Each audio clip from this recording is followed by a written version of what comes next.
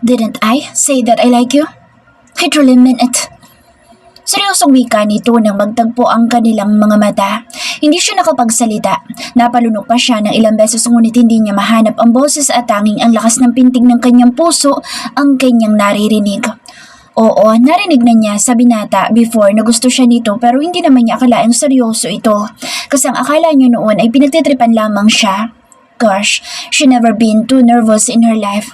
Dumaan naman siya sa confession stage sa una niyang boyfriend pero hindi ganitong parang naputulan siya ng dila. At kung manggulat naman ang lalaking ito'y parang lagi siyang may sintensya. Speechless si Kaylin sa pagiging straightforward ni Caleb.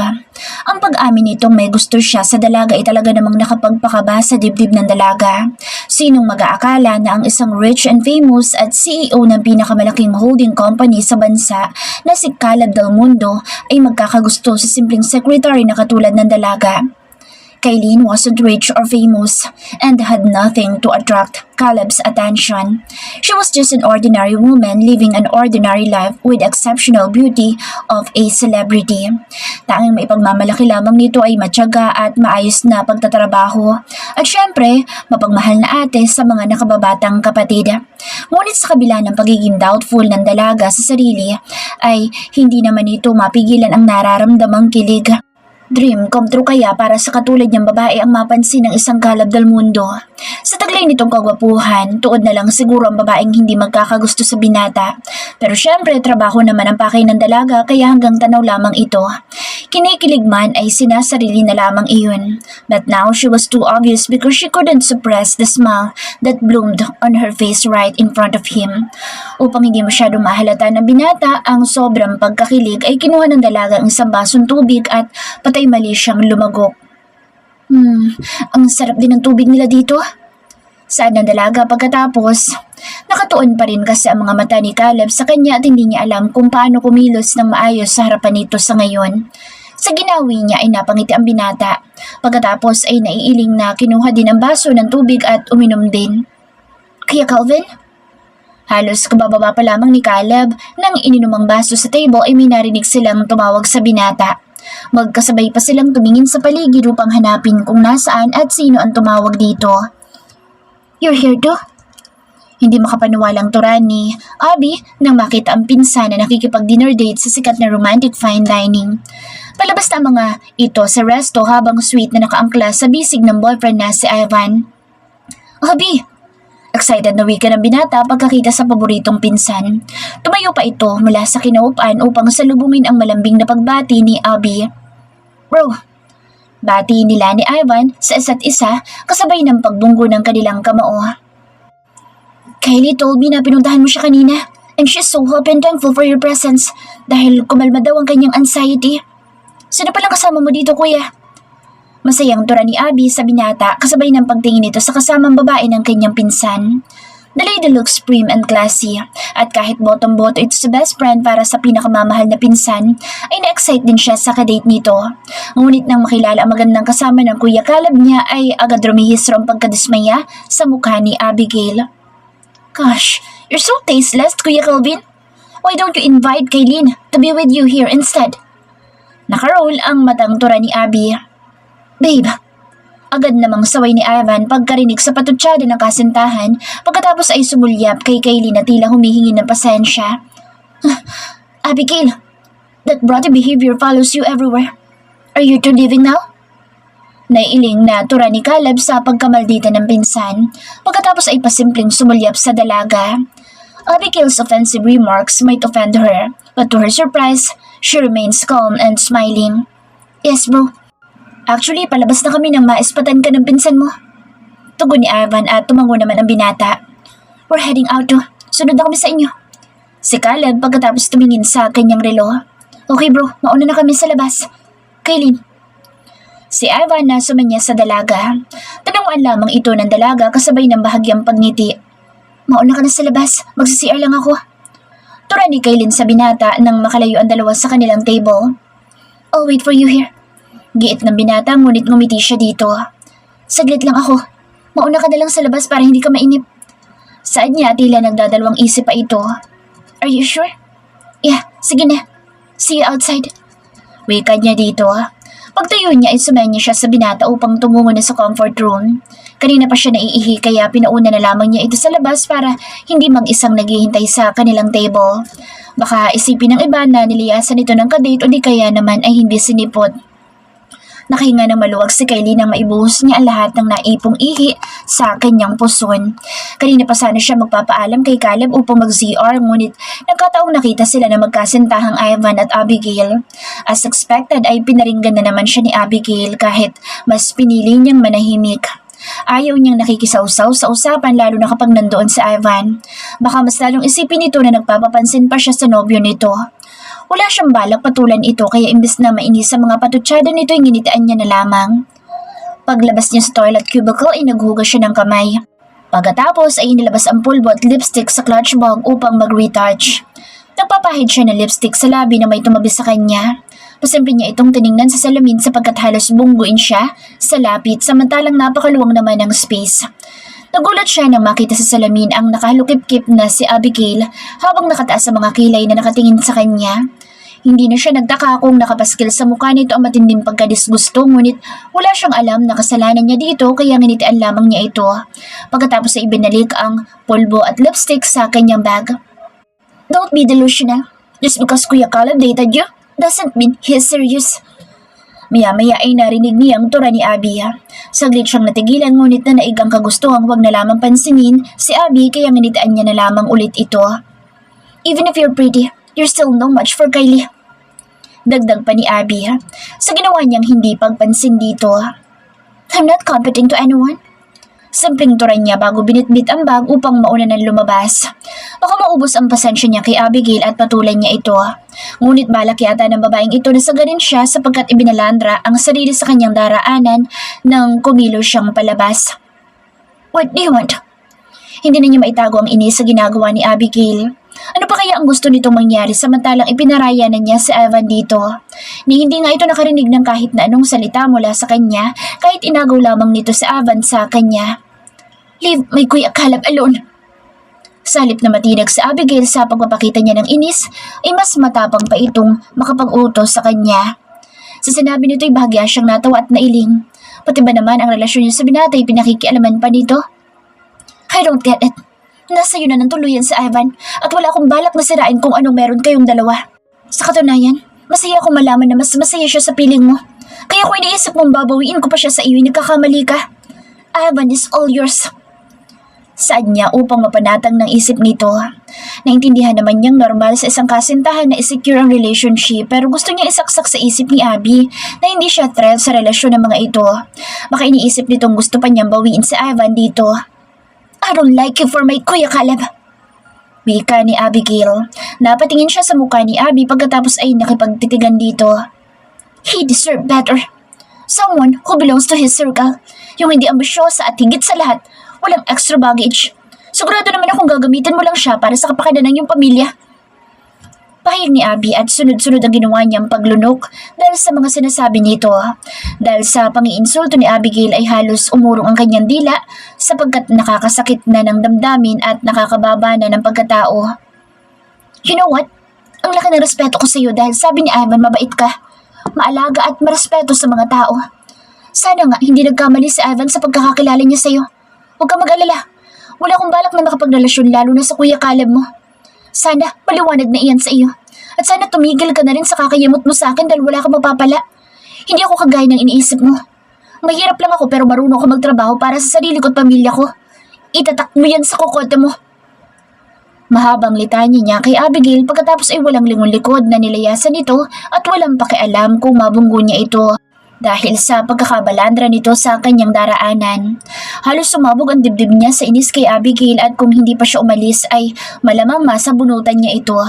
Akala siguro ng babaeng iyon porket hindi siya nagre-react sa mga pambabash nito sa kanya sa tuwing magkaharap sila ay hindi siya aalma sa mga pinagsasasabi nito. Kung ayaw nito sa kanya wala siyang pakialam pero yung ibaba ang kanyang pagkatao ay ibang usapan na iyon. Kung ambisyoso siyang tao di sana'y nag-asawa na lang siya ng matandang mayaman at madaling mamatay. Salamat po sa dinner. Na-enjoy ko po ang mga masasarap na pagkain. Turan niya kay Caleb pagkatapos nitong ihinto ang sasakyan sa harap ng kanilang bahay. Agad din niyang kinapa ang lock ng seatbelt upang makababa kaagad. Subalit napatigil siya nang hagilapin ng binata ang kanyang mga kamay. Dahan-dahan niyang itinaas ang paningin sa mukha ng binata at halos lumukso ang kanyang puso sapagkat nakatitig ito sa kanya habang napakaganda ng pagkakangiti. I'd love to make things official. Will you be my girlfriend? Sinserong pahayag ng binata at halos panlakihan siya ng mata. Hindi niya akalaing magpapropose ito ng ganito at sobrang nagulat ang kanyang diwa. Tuloy sobrang lakas ng pintig ng kanyang puso na tila gustong lumabas dahil sa tuwa. Sa sobrang kaba. Tinignan niya ito ng mariin, dahan-dahan mula ulo hanggang baba, and she realized just how perfect Caleb was. His striking good looks, athletic physique, and remarkable intelligence combined to create a truly magnificent human being. He was everything a girl could dream of. But for her, Abigail believed he deserved better than her. Someone from his social circle and someone without extra baggage. In short, hindi siya nababagay kay Caleb. I really appreciate your intention, but can I just be your simple employee? Kung ilang ulit pa siyang lumunog upang hindi sumabit ang kanyang boses. Her heart disagreed with what she was thinking, but she knew this was the right thing to do. Sa sinambit ni naguluhan ng binata base sa ekspresyon ng mukha, ganun din ang mas mahigpit na paghawak nito sa kanyang kamay. You deserve someone better. Yung babaeng mamahalin at aalagaan ka ng buong buo. Hindi kagaya ko na maraming extra baggage. Pasensya ka na, pero priority ko ang aking mga kapatid kaysa sa anumang bagay sa mundo. Saad niya, pagkatapos ay pinakawalan ang mga kamay sa pagkakahawak ng binata. Binuksan ang pintuan sa side niya at walang imik na bumaba. Pagkasara niya sa pintuan ng sasakyan ay halos hindi niya maihakbang ang mga paa sa bigat ng kanyang dibdib. Bakit parang ang sakit sa part niya na hindi niya tinanggap ang propose ng binata na maging girlfriend nito? Nakakapanghina. Parang gusto niyang buksan ulit iyon at sabihin gusto niyang maging girlfriend nito. Subalit napapikit na lamang siya ng mariin na umandar iyon at mabilis na lumayo. Sa gabing iyon ay hindi nakatulog si Kaylin. Naguguluhan siya sa kanyang nararamdaman at sobrang nagsisisi sa pag-turn down sa binata. Hindi man niya narinig ang sasabihin nito ay ramdam niya ang labis na disappointment sa mga mata nito at ngayon ay hindi na siya patulugin ang kanyang konsensya. Parang gusto niyang hilahin ang oras upang mag-umaga na at pumasok na siya sa opisina para makita ang binata at bawiin ang sinabi. Sa halip ay sabihin niyang gusto niyang maging girlfriend nito at bahala na si Batman kung ano ang mangyayari. Gusto niyang tawagan si Caleb pero ipinangako niya sa sariling kakausapin na lamang niya ito first hour bukas sa opisina. Kinabukasan ay mas maaga siya sa usual niyang pagpasok. Nagulat pa ata ang kapatid niyang si Lance sapagkat hindi na siya nag-almusal. Pagbaba niya mula sa kwarto ay nagpaalam na siyang papasok na sa opisina. Pagdating niya sa opisina ay inilabas niya ang dinalang pampaganda. Masyado siyang maaga kaya may oras pa siyang magpaganda. For the first time na magka-curler siya ng pilik mata. Mas makapal ng konti ang paglagay ng makeup at gumamit din ng red lipstick. Parang may nakapagsabi sa kanya noon na mas attractive siya kapag pula ang gamit niyang pangkulay sa kanyang mga labi. Tama, kailangan mapansin agad siya ni Caleb pagkadating pa lamang nito sa opisina kaya goodbye pink lipstick muna. Natawa siya sa kanyang sarili pero kailangan niyang bumawi sa pagkadismaya ng binata. Pagsapit ng working hour ay inihanda na niya ang pinakamagandang ngiti sa kanyang mga labi dahil any moment ay papasok na si Caleb sa pintuan at babatiin niya ito ng bonggang-bongga. Ngunit lumipas ng 1 oras hanggang 2 oras ay hindi pa din dumadating si Caleb hanggang sa magtanghalian. Nakatanggap na lamang siya ng tawag mula kay Mrs. Cruz sa HR.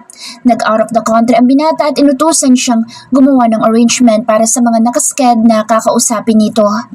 Halos bumagsak ang kanyang balikat pagkatapos niyang kausapin si Mrs. Cruz. Paano pa niya mababawi ang naging desisyon niya kagabi kung wala naman ang binata? Hindi nito sinabi kung kailan ang dating niya. Kung hindi pa naman kasi siya padalos-dalos, hindi tuloy siya magkakaroon ng peace of mind hanggat hindi niya makakausap ang binata. Pagkalipas ng 3 araw ay nagulat siya nang mapakita si Kuya Ronnie sa opisina. Kapansin-pansin ang biglaan niyang pagsigla dahil sa isiping kasama nito ang binata. Kuya, kumusta po? Masayang bati niya sa driver ni Caleb sabay lingon sa paligid lalo na sa pintuan makakasunod lamang nito ang binata. Okay lang Miss Kaylin, ikaw, lalo kang gumaganda. Nakangiting tura ni Kuya Ronnie at nginitaan niya ito ng sobrang tamis. Hindi naman kuya. Naparito po kayo. Saad niya dito habang nakaabang pa rin sa may pinto. Oo, pinapakuha ni boss yung mga documents na pipirmahan niya. Wika ni Kuya Ronnie. Kahit disappointed siya na walang Caleb na papasok sa pinto ay natuwa pa rin siya sapagkat dumating na rin ito mula sa abroad. Dumating na ho siya? Walang kasing excited na wika niya kay Kuya Ronnie at nakimkim niya ang pangitaas na labi nang umiti ito ng sobrang laki. Oo, kaninang umaga lang. Hindi ba siya tumawag sa'yo? Turan ni Kuya Ronnie at nakangiti pa rin siyang umiling. Sinamahan niya si Kuya Ronnie sa loob ng private office ni Caleb at tinulungang inilagay sa tray ang lahat ng folder na nasa ibabaw ng mesa nito. Sama na lang po ako sa inyo kuya. May mga urgent kasi na documents dyan para yun ay priority niyang permahan. Saad niya kay Kuya Ronnie na agad naman itong pumayag kung kaya't masigla siyang nag-ayos sa sarili bago sumunod sa baba. Sa sobrang excitement na makita ang binata ay nagsisimula na ang pagdagundong ng kanyang dibdib. Ano kayang unang niyang sasabihin dito? Kung yayakapin na lamang kaya niyang binata o di kay halikan? Sa naisip ay gusto niyang kurutin ang sarili sa kalandian ngunit hindi naman maitago ang sayang nararamdaman dahil makikita na niya ang binata mula sa ilang araw niyang pangungulila dito. Bakit biglang naramdaman niya na mahal niya ang binata sa ilang araw nitong pagkawala? Pagdating niya sa baba ay nakabalandra sa exit door ang sasakyan na dala ni Kuya Ronnie at naghihintay sa kanya. Kaya naman binilisan niya ang paglalakad at lumulan dito. Sorry po, natagalan ng konti. Saad niya kay Kuya Ronnie nang makalulan siya sa tabi nito. Sakto lang, kakaparada ko lang naman dito kaninang lumabas ka. Tugon naman ni Kuya Ronnie na ipinagpasalamat niya. Maya-maya lamang ay binabagtas na nila ang daan patungo sa bahay ni Caleb. At habang palapit sila sa lugar nito ay lalong lumalakas ang pagpintig ng kanyang puso. Napatanong din siya sa kanyang sarili kung bakit hindi na lamang ito pumasok sa opisina at kailangang ipakuha pa kay Kuya Ronnie ang mga nakatambak na dokumento sa mesa nito. Pagdating nila sa bahay ng binata ay tinulungan niya si Kuya Ronnie na buhati ng mga daladala nilang mga folders. Habang papasok sila sa kabahayan ay patindi ng patindi ang kabog ng kanyang dibdib. Parang nagsisimula na din siyang panginigan ng tuhod. Saktong palabas mula sa kung saan si Caleb nang makarating sila sa malawak na living room ng bahay ng binata. Nakasando ito ng itim, na pinaresa ng itim ding board short habang pawisan ng mukha, braso at samport ng dibdib. Galing yata ito mula sa pag-workout at lihim siyang napalunok sapagkat kitang-kita ang napakaganda nitong katawan. Boss, nandito na po yung mga pinapakuha mong documents. Sumama na rin po si Miss Kaylin para sa mga urgent daw na papeles. Turan ni Kuya Ronnie sa binata. Hello sir, totoo po ang sinabi ni Kuya Ronnie. Sa pagkabigla ay bumati siya sa binata. Tumango si Caleb kay Kuya Ronnie bago ibinaling ang mga mata nito sa kanya. Halos hindi niya alam ang gagawin nang bigla itong tumitig sa kanya ngunit pagkaraan ng ilang sandali ay malamig nitong binawi ang mga mata. Good, pakidala sa study room. I'll be back shortly. Magpapalit lang ako ng damit. Turan nito at hindi na kailanman dumako pa ang paningin nito sa kanya bago umakyat sa may hagdan. Pagtalikod ng binata ay nagpasalamat pa rin siya para kasi siyang matutumba sa sobrang nervyos niya. Sumunod siya kay Kuya Ronnie hanggang sa malawak at magandang study room ng binata. May nakita siyang malaking couch doon at hindi na niya nag-alinlangang maupo dahil kailangan niyang i-rest ang nanginginig pa rin niyang tuhod. Miss Kaylin, may iwanan kita dito ha? Hintayin mo na lamang ang pagbaba ni boss. Paalam ni Kuya Ronnie at tumango siya dito. Sige kuya, ayusin ko rin ang mga ito at uunahin ko yung mga urgent na documents. Pahayag naman niya dito bago lumabas si Kuya Ronnie. Pag-alis ni Kuya Ronnie ay huminga siya ng ilang beses upang kalmahin ang sarili bago sinimulang ayusin ang mga dokumento sa harap ng malaking table ni Caleb sa study room nito. Inayos niya ang mga ito base sa urgency. Halos twice a day na tumatawag ang iba't ibang opisina sa kanya upang mag-follow up. Masisiyahan siguro na sobra ang mga ito kapag in-inform niyang permado na ang mga papeles ng mga ito. Nakafocus siya sa kanyang ginagawa na may tumikim sa may pinto. Agad siyang napalingon at halos mapamaang ang mga labi. Simpleng white t-shirt at black na jeans ang suot ngunit sa kanyang paningin ay napaka-fresh at sobrang gwapo. Kumahalimuyak pa sa buong study room ang ginamit nitong sabon at halatang bagong ligo. Ready na ba ang mga pipirmahin ko? Malamig nitong turan kung kaya't bigla siyang nagising. Oo sir, handa na po. Halos magkabuhol-buhol niyang sagot. Good. After this, arrange the resumption of all the postponed meetings. Ani Caleb bago umupo sa harap ng table at mabilis siyang tumango dito. Copy, sir. Tugon niya sa binata pagkatapos ay isa-isang inilatag sa harap nito ang mga uunahing papeles. Maya-maya ay naisip niya ang isa pang pakay niya dito pero parang hindi niya alam kung paano. Ramdam niya din kasi ang malamig na trato nito sa kanya. Natanong niya tuloy sa sarili kung nawala na ba agad ang epekto niya sa binata sa loob lamang ng 3 araw. Pero hindi naman siya basta na lamang susuko. Natural siguro na magdamdam ito sa ginawa niyang pagtanggi kaya pasasaan ba at magbabalik din ng kagustuhan nitong maging girlfriend nito. Sir, pagkatapos ng ilang papeles ay tawag pansin niya sa binata. Yes? Seryosong saan nito na hindi man lamang nag-angat ng ulo. About that night? Caleb! Oh my gosh, why don't you wake me up? Mula sa pintuan ay pumasok ang pinakamagandang babaeng nakita niya sa buong daigdig. Nakasuot ito ng pink na sleepwear at mukha itong Barbie doll na lalo na sa blonde nitong buhok. Sorry, Kai. I thought you're tired kaya hinayaan na lamang kita magpahinga. How's your sleep? Mas matamis pa sa asukal ang pagkakangiti ng binata habang malugod nitong tinanggap ang pagyakap ni Kylie sa likod nito. You owe me. Tila batang tura ni Kylie at malambing na hinagilap ni Caleb ang ulo nito habang nasa lukuran nito at hinaplos. Sorry na. I'll take you for dinner tonight. Anang binata at parang batang mas lalong yumapos si Kylie dito. Swear? Paninigurado pa nito at natatawang tumango ang binata. Swear. Nakangiting tugon nito pagkatapos ay bumaling si Caleb sa kanya. Make a dinner reservation for 2 in Moonlight. Utos dito sa kanya at napalunok siya na ilang beses bago tumango dito. Yes sir, right away po. Saad niya pagkatapos ay bahagyang yumuko bago tinungo ang nakitang phone na nakapatong sa side table na malapit sa couch. Pag-upo niya sa couch ay agad niyang iniangat ang phone pero huminga muna siya ng ilang beses bago nag-dial ng number. Parang nagbara ang lalamunan niya sa sobrang bigat ng nararamdaman at panay ang pakiusap niya sa sariling kumalma. Para kasi siyang maiiyak at ayaw naman niyang makita siya ng mga ito na nasa ganoong sitwasyon. Baka pagkamalan siyang baliw sapagkat wala namang rason kung bakit siya iiyak. Pagkatapos ng ilang sandali ay kausap na niya sa kabilang linya ang receptionist sa Moonlight at sinabi ang details ng reservation. Huminga pa siya ulit ng malalim bago bumalik sa harap ng table ng binata at masayang ibinalita na okay na ang ginawang reservation. Dancer. Kunwari masayang balita niya sa binata. Tumingin ito sa kanyang mukha at sinalubong ang kanyang mga mata ngunit iniiwas niya ang paningin bagkus ay nakangiti siyang tumingin kay Barbie doll. Very good. May mga urgent pa bang mga documents dito? Anang binata na hindi pa rin inihihiwalay ang mga mata sa kanya. I think wala na po sir. Pwede na po akong bumalik sa office para i-distribute ang mga papeles na napirmahan niyo na. Casual niyang turan while ignoring his eyes on her. Sure, Ronnie will drive you back to the office. Anang binata at tumango siya dito pagkatapos ay mabilis na inayos ang mga folders na dadalhin pabalik sa opisina. Nang masigurong okay na ang lahat ay nagpaalam na siya dito. Ano nga pala yung sasabihin mo sa akin kanina? Wika nito bago pa siya makalabas sa may pinto. Napatigil siya at napangiti ng mapait ngunit nang bumaling siya dito ay ngumiti siya na maganda at umiling.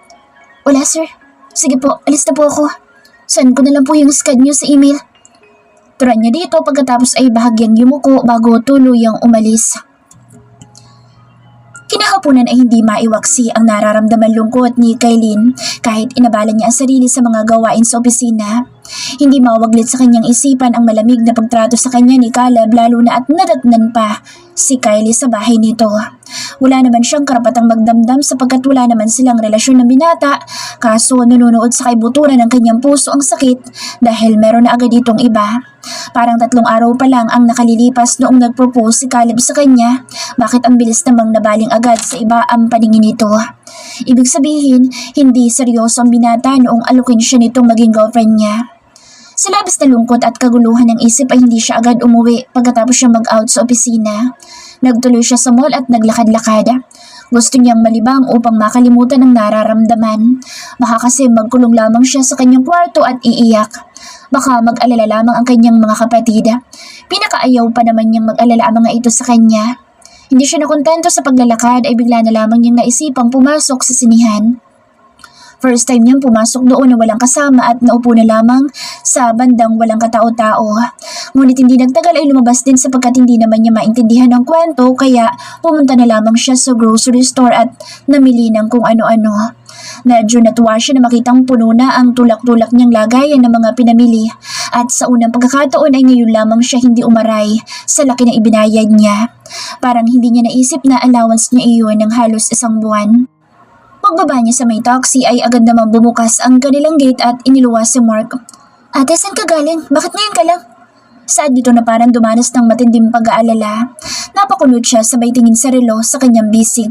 Lampas 9:00 na pala. Nag-grocery ako. Kunin mo itong mga pinamili ko at ipasok mo na sa loob. Sa halip ay turan niya sa kapatid. Sobra kami nag-alala sa'yo. Di ka man lang nagpasabi. Nguy-nguy ni Mark at lihim na lamang siyang napabuntong hininga. Lobat ang cellphone ko. Sige na, pasok na. Saad niya sa kapatid na noon ay bitbit na ang mga pinamili. Pagpasok nila sa gate ay nauna na itong pumasok sa kabahayan at sumunod din naman siya agad dito. Pagkatapos maisara ang gate, pag-entra niya sa pintuan ay tinanggal ang heels at sinuot ang malambot at kulay pink na slippers na siyang gamit sa loob ng bahay. Ipinatong niya sa shoe rack ang ginamit na sapatos pagkatapos ay napahawak sa may batok habang ipinagpapatuloy ang pagpasok sa may sala. Napatigil siya mula sa paghakbang nang makita ang kausap ni Lance. Medyo napakura pa siya sapagkat hindi siya makapaniwalang naririto sa bahay nila si Caleb. Anong ginagawa niya dito? Di ba't may dinner date sila ni Kylie sa Moonlight? Ate, bakit hindi ka man lang nagpasabi na pupunta ka sa grocery? Nag-alala kami ng gusto sa'yo. Si Lance nang mapansin ang kanyang presensya. Agad namang napatingin sa direksyon niya si Caleb kasabay ang matinding pagkakakunot ng noo. Sorry, nawili ako sa pamimili. Hindi ko na malayan ang oras. Paghingi niya ng paumanhin sa kapatid kasabay ng pag-iwas ng paningin sa binata. At least, inform them kung saan ka pupunta para hindi sila mag-alala. Tila hindi nakapagpigil na sabat ni Caleb at ramdam niya ang labis na pagkainis sa tono nito. Ano bang binili mo? Nagpapasama ka naman kapag nag-grocery ka. Pati tuloy si Kuya Caleb na storbo dahil sa pag-aalala namin sa'yo. Saad ni Lance. Sa narinig ay napakagat siya ng pang-ibabang labi. Kaya naman pala nagagalit ang binata dahil nastorbo sa date nito. Ngunit tila biglang nagliwanag ang kanyang dumidilim na mundo. Nag-aalala din ba sa kanya ang binata kaya nandito ito ngayon at iniwan ang kadate nito? Bigla ay hindi niya maitago ang pagngiti. Pasensya na sir kung nastorbo namin kayo. Saad niya sa binata habang nagniningning ang mga matang tumingin dito. Tuwan-tuwa ang kanyang puso at kung hindi lamang siya nakapagpigil ay niyakap na niya ito. Bahagyang napatitig ang binata sa kanyang muka pagkatapos ay naiiling na lumapit sa kanya. Halos maipako pa siya sa kinatatayuan nang tumayo ito sa kanyang harapan at tila ay nagsamin ang kabuuan ng kanyang muka pagkatapos ay sarkastikong ngumiti. Napadaan lang ako para sa iyong mga kapatid. It's not all about you. Seryosong pahig ng binata at tila nabuhusan siya ng napakaraming balde ng malamig na tubig. Naghang sa air ang magandang pagkakangiti samantalang unti-unting namamatay ang pangingislap ng mga mata habang nakatitig sa mukha ng binata.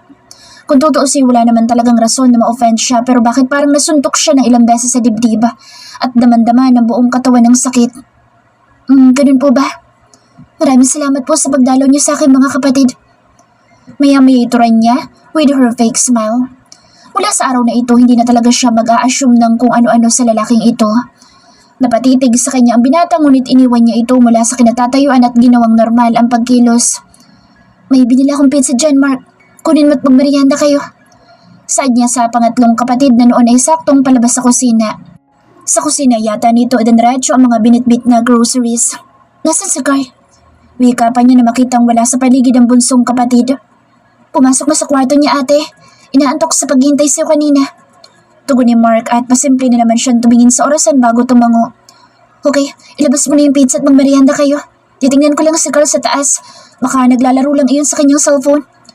Turan niya pagkatapos ay dumiretso na siyang umakyat sa may hagdan. Pagdating sa taas ay malakas na nagbuga ng hangin. Napasuyod ng ilang beses sa buhok pagkatapos ay napapailing na ipinagpatuloy na ang paghakbang patungo sa silid ni Carl. Sinilip lamang niya kung gising pa ang bunsong kapatid ngunit napakatahimik na ng buong silid kaya dahan-dahan niyang hinila ang dahon ng pinto at tahimik na umalis patungo sa kanyang silid. May ilang minuto din siyang humilata sa kama habang nakatitig sa may kisame bago naisipang pumunta sa banyo at maligo. Pagkatapos ay sinuot ang kulay pink na ternong pantulog at bumaba. Naubos na ang gamit niyang skincare at naalala niyang nasa grocery bag ang kanyang pinamilya. Halos patakbo siyang bumaba sa hagdan na kanyang kinagawian mula pagkabata. Parang simpleng kasiyahan niya yung wala siyang mamiss na stair kahit mabilis ang ginagawang pagbaba. Pagdating niya sa baba ay nagulat siya sapagkat nandoon pa rin si Caleb sa kanilang sala at kausap si Lance. Akala niya ay nakaalis na ito dahil halos isang oras siyang nasa taas. Ba't parang nag-enjoy pa ito sa pagkipag-usap sa kapatid na tila hindi alintana ang oras? Ate, akala ko'y nakatulog ka na at hindi napapanaog. Tura ni Lance na tila parehong nakaabang ang dalawa sa kanyang paglitaw. Nakalimutan ko yung binili kong skincare sa grocery bag. Tugon niya, kasabay ng mabilis na pag-iwas sa mga mata ni Caleb. Tumuloy siya sa kitchen at hinanap sa mga grocery bags ang binili niyang para sa sarili. Hindi nagtagal ay lumabas din habang daladala ang paper bag ng kanyang mga skincare at toiletries. Ate, aalis na si Kuya Caleb. Ikaw na magatid sa labas? Si Lance, pagbungad pa lamang niya sa may sala.